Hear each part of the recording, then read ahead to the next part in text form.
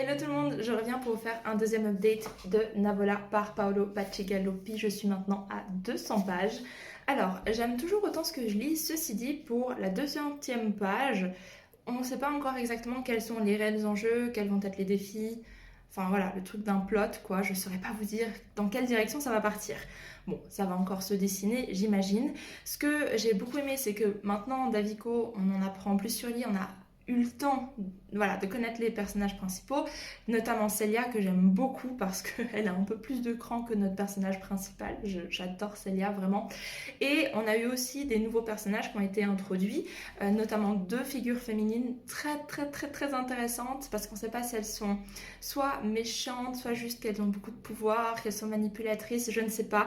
Mais c'est Lady Sia Furia, enfin Sia Furia parce que je pense que c'est une...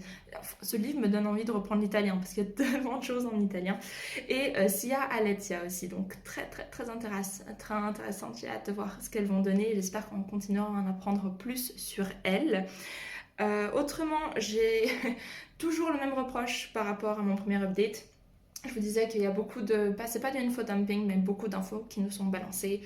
Voilà, des noms, des divinités, mais toujours pas vraiment de pertinence en termes de ce que ça apporte au texte, je trouve. Surtout que ça revient très souvent. Soit on nous compare, donc chaque page, soit on nous compare quelqu'un à une divinité, genre ouais, il est méchant comme Skoro ou comme Kaliba, ou alors ah oui, lui il marchande comme un avolise et tout, mais c'est vraiment très répétitif. Peut-être que ça gênera pas d'autres lecteurs. Moi, je le vois et quand je le vois, je lève un peu les yeux au ciel parce que j'ai compris.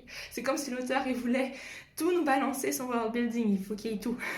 Mais bon, c'est pas très grave. Franchement, c'est pas ça qui va faire descendre la note du bouquin. Ensuite, ce que j'aime beaucoup, c'est qu'on a eu donc le temps de prendre connaissance des personnages, on en sait un peu plus sur eux, même si j'ai toujours un peu de mal à cerner Davico.